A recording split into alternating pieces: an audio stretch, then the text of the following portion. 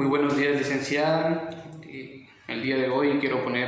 resaltar ciertos aspectos que ha dejado esta lectura de la pedagogía del oprimido de Paulo Freire. Realmente una lectura muy enriquecedora. En un principio creo que es importante poder partir del contexto en el que se da esta obra y en el que se expresa este pensamiento del autor. Realmente es una realidad de grandes desigualdades, especialmente en Latinoamérica, en estos países en cuestiones económicas y también sociales de la segunda mitad del siglo XX. Se puede decir que es una era en la que comienzan a surgir las grandes teorías educativas con respecto a la pedagogía, ciertamente desarrollistas. Sin embargo, nuestro autor se da cuenta de que todas estas grandes teorías no son aplicables a la sociedad y más exactamente a la realidad de nuestros países latinoamericanos, dando paso hacia una pedagogía denominada de la liberación, en la que se busca que el hombre sea libre realmente a partir de esa educación adecuada. Partiendo de la concepción de una educación tradicionalista, como ya bien lo pone él también ahí, o bancaria como lo denomina, en la que los alumnos solo corresponden a meros receptores con capacidades memorísticas y que se rigen por normas de alguna manera ya establecidas. Por ello, Paulo Freire en un primer momento describe que es necesario que el sujeto o el alumno, en este caso, pueda tomar conciencia de su propia realidad en la que se ve determinada ya por las clases dominantes u opresoras, siendo estas ya estructuradas para que se reaccione de una manera específica.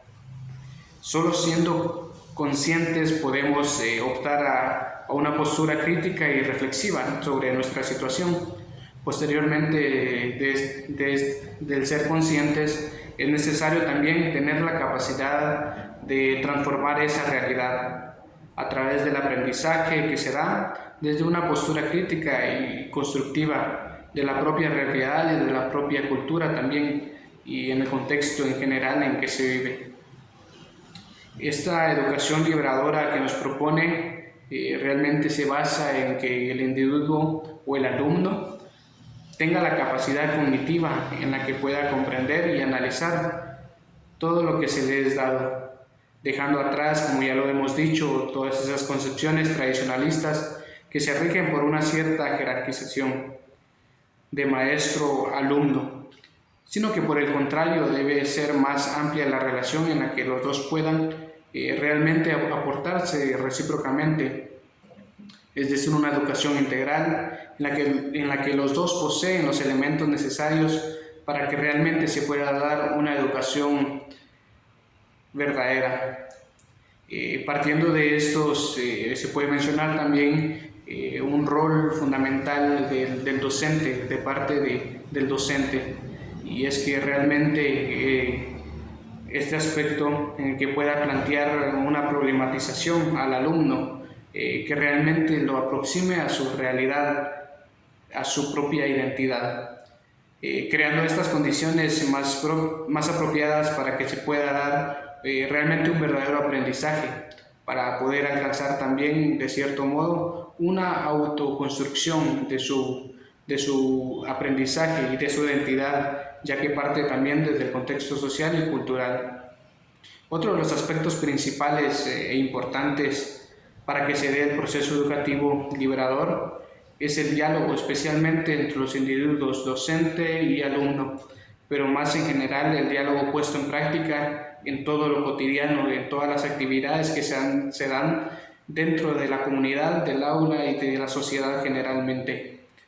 Importando también este tema de la palabra, de la acción y de la posteriormente reflexión que se da de todo esto, lo sucedido dentro de este proceso educativo. Se dice que este lenguaje debe ser acorde a las personas que se dirige el mensaje. Esto en cuestión de que el docente debe conocer realmente la realidad o el contexto en el que se da este aprendizaje, ya que realmente así puede indagar y también orientar al alumno a que también él sea consciente. ya que se puede hablar de un antidiálogo, que se puede decir que es utilizado por las clases dominantes para poder mantener siempre ahogados a los oprimidos, con la manipulación que con ideologías buscan la conformidad de los oprimidos, que realmente pasa todavía en la actualidad. Este diálogo también debe llevar el aspecto cultural impregnado, ya que toda transformación de la realidad realmente debe implicar volver a su origen como cultura, como identidad que se ve opacada por los rasgos en cierto modo culturales que les imponen el sistema o las estructuras que realmente buscan la opresión de los otros para poder sobresalir. Como una conclusión general, puedo decir que ciertamente Paulo Freire busca una formación en la que el sujeto se forme a sí mismo y que sea capaz de transformar su realidad según su propia identidad, que desde lo cotidiano sea capaz de identificar los aspectos problematizadores de su contexto y que partiendo de esto pueda integrarse, pero no solo integrarse como adaptarse, sino que pueda ser capaz de transformar esa realidad desde dentro. Saludos, licenciado.